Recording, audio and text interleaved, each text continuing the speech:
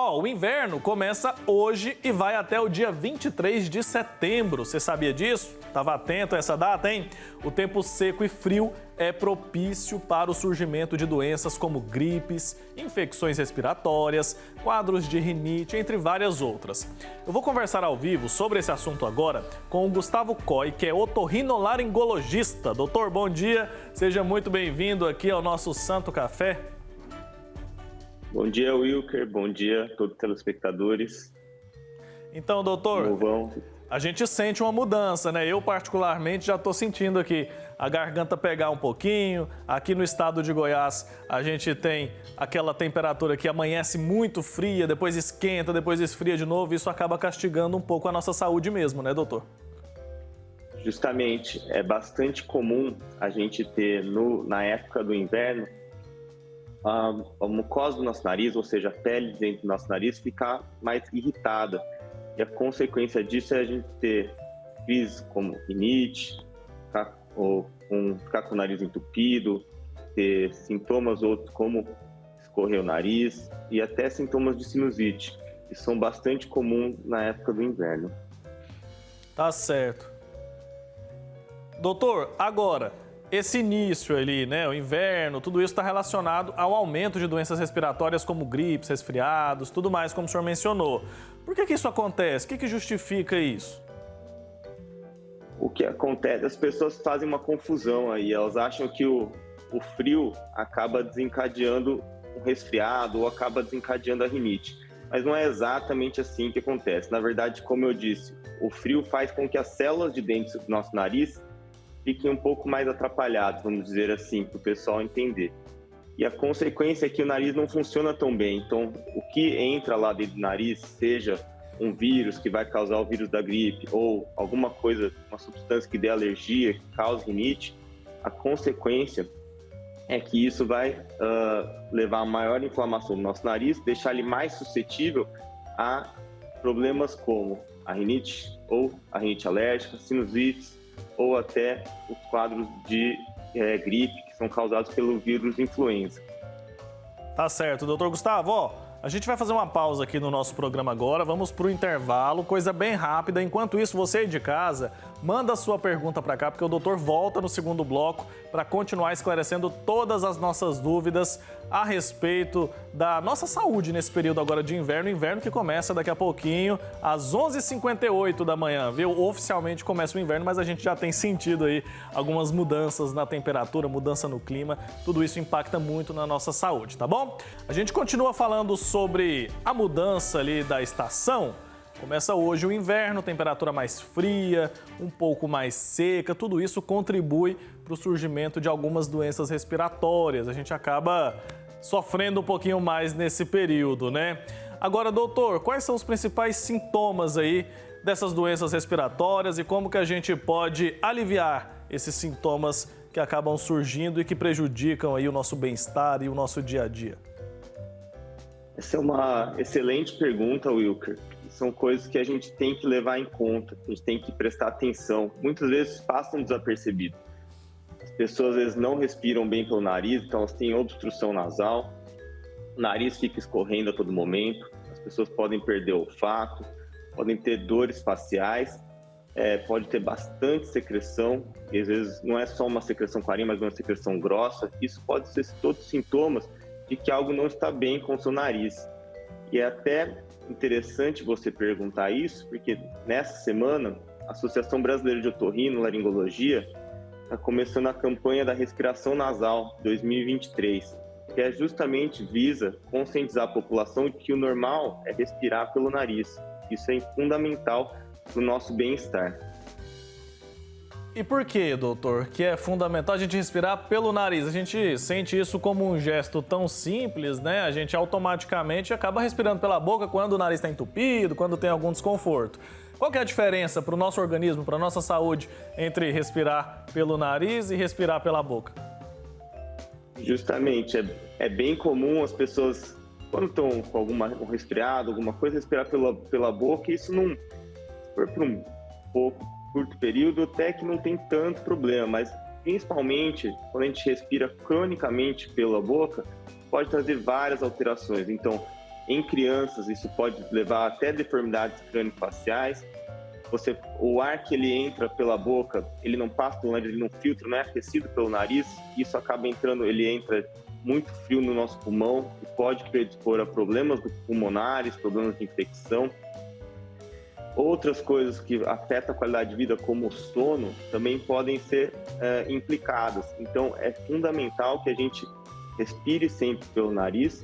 E quem tem dificuldade e muitas vezes as pessoas acham que é normal, o normal dele é respirar pela boca e é assim que vai ser.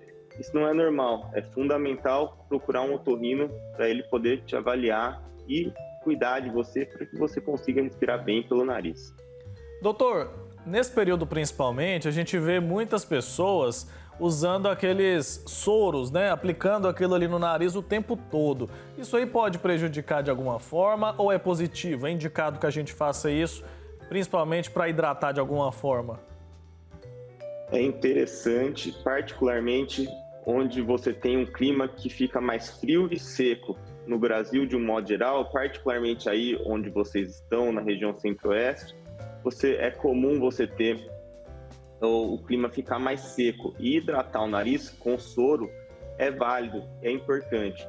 Porém, tem alguns detalhes que a gente tem que falar. Primeiro, essa lavagem não pode ser muito vigorosa, ou seja, se você lava muito forte o nariz com soro, esse soro pode trazer algumas consequências. Pode machucar o nariz ou até subir para dentro do ouvido.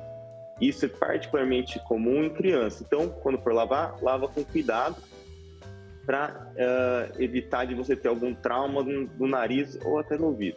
E por último, é interessante também falar que o nariz ele tem as suas defesas, então também ficar lavando o nariz muitas vezes o dia inteiro não é saudável. Tem que ter um equilíbrio. Então lavar aí no máximo 2 a 3 vezes no dia já é de bom tamanho. Exceto, é claro, se você estiver doente, se estiver gripado, resfriado, com sinusite, alguma coisa assim, aí sim, lavagens são indicadas num número maior, uma frequência maior, até 5, 6 vezes por dia, não tem tanto problema. E ajuda a limpar essa secreção que está ali presa. Tá certo, é positivo, mas não pode exagerar então, né, doutor? Explica pra gente Justamente. as principais diferenças aí da gripe e do resfriado. Muita gente confunde esses sintomas, né? Ambas são infecções virais, tá bom? São coisas para a gente prestar, que são comuns. O resfriado tende a ser um quadro mais leve, mais brando, então você fica com o nariz um pouquinho congestionado, um pouco de secreção. Pode dar uma febre, mas uma febre mais baixinha. Porém, a gripe já tende a ser um resfriado mais forte, tá? Também é uma infecção viral, mas normalmente cursa com febre. É normal ter junto bastante dor facial, ficar com bastante secreção, catarro no nariz. E geralmente o estado geral do paciente cai, ou seja, ele se sente mais fraco, não tem muita vontade de sair da cama. Isso é a diferença entre a gripe e o resfriado. E existem grupos de pessoas que são mais vulneráveis a desenvolver complicações respiratórias, especialmente durante o inverno, doutor? Sim, com certeza. São os grupos de pessoas que normalmente são vacinados para gripe, ou seja, pessoas mais idosas e pessoas mais novas, crianças, de um modo geral. As crianças têm um sistema imune mais imaturo, então elas têm mais tendência a ficar mais resfriadas, e os idosos, eles podem também desenvolver complicações desses resfriados, tanto quanto as crianças, né? Mas particularmente um resfriado evolui para casos mais complexos, como, por exemplo, uma pneumonia ou algo do tipo. Certo. Tem como a gente prevenir aí? O senhor mencionou a questão da vacinação, acho que é importante a gente tratar desse tema, né? A vacinação continua sendo uma aliada e o nosso país está vacinando ainda as pessoas contra a gripe. Agora, no inverno, isso se torna ainda mais necessário? Justamente. É importante que a gente que se vacine, que as pessoas tenham essa consciência, que vão atrás, principalmente as pessoas que são os grupos de risco, para prevenir que a vacina, que você tenha um resfriado, uma gripe. O que acontece é o seguinte, não quer dizer que você não vá ter, mas a tendência é que você diminui o número de casos de gripe sendo vacinado, e as pessoas que são vacinadas, elas tendem a ter um quadro mais brando se a vacina tiver se a causa desse resfriado, dessa gripe, for por um dos vírus que ela está imunizada. Tá certo, doutor. E como que essas doenças elas são transmitidas? A gente aprendeu muito sobre transmissão com a Covid-19. É parecido? Isso, é muito parecido. Na verdade, são vírus, que são vírus respiratórios pelo ar, ou seja, se tiver alguém doente,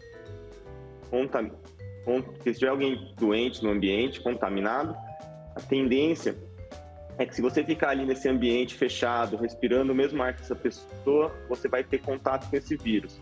Então, é importante quem está doente estar sempre de máscara, se possível deixar os ambientes abertos para ventilar, e quem está doente também, é fundamental que sempre lave bastante as mãos, passe álcool nas mãos, porque você tem transmissão por uma coisa que se chama fomes, que são superfícies, objetos que podem ficar com o vírus ali na superfície dele, e no momento que você está contaminado, encosta nessa superfície, vem uma outra pessoa que não está doente, encosta lá e ela vai encostar depois de volta na boca, no nariz, etc., você vai entrar em contato com o vírus, e isso vai levar a você desenvolver o resfriado ou a gripe.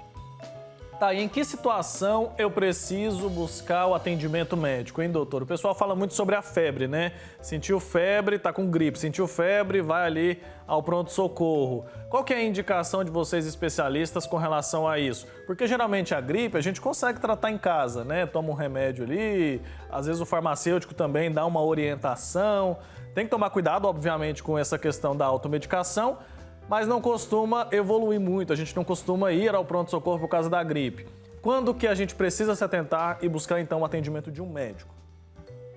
Essa é uma pergunta muito boa, Wilker, que você faz, e é uma pergunta que vem bastante nos consultórios.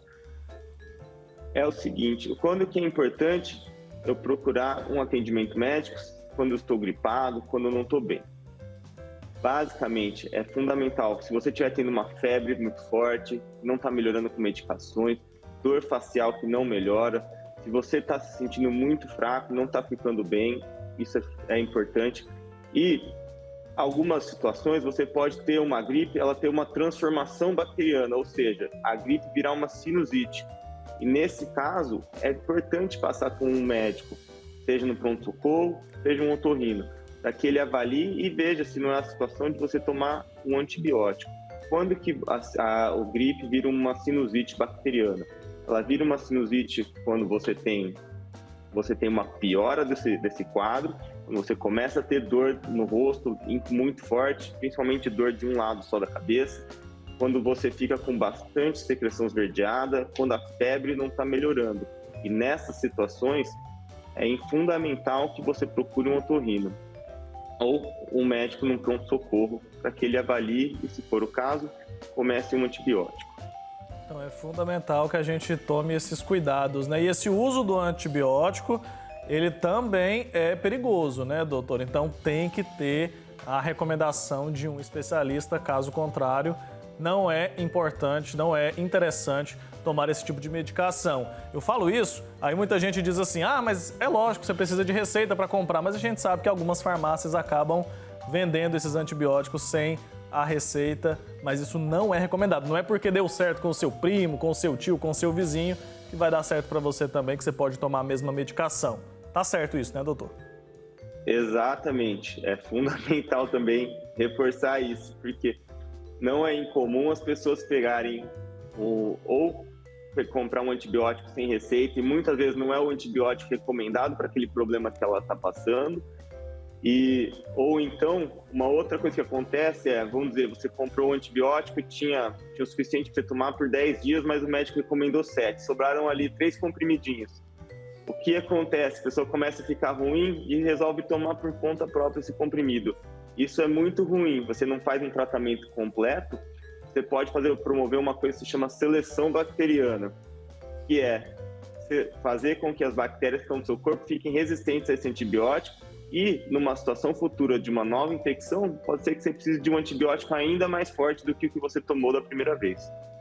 Tá dado o recado, então. Obrigado, doutor, pela presença aqui virtualmente, por conversar com a gente, levar tanto conhecimento e informação para quem nos acompanha nessa manhã, que a gente tenha conseguido ajudar o pessoal a enfrentar essa nova estação do ano. Até uma próxima oportunidade, viu? Wilker, obrigado. Eu agradeço a oportunidade. Eu queria só dar um recado rapidinho. Essa semana, então, começou a campanha da respiração nasal, da Associação Brasileira de Otorrinolaringologia e da Academia Brasileira de Imunologia. Sigam eles no Instagram. Tem também um Instagram que se chama Otorrino e Você, que vocês podem seguir e ter mais informações. Tudo isso está sendo feito com o apoio da Lips Farmacêutica. Obrigado. Tá certo, doutor. Até a próxima. Tchau, tchau.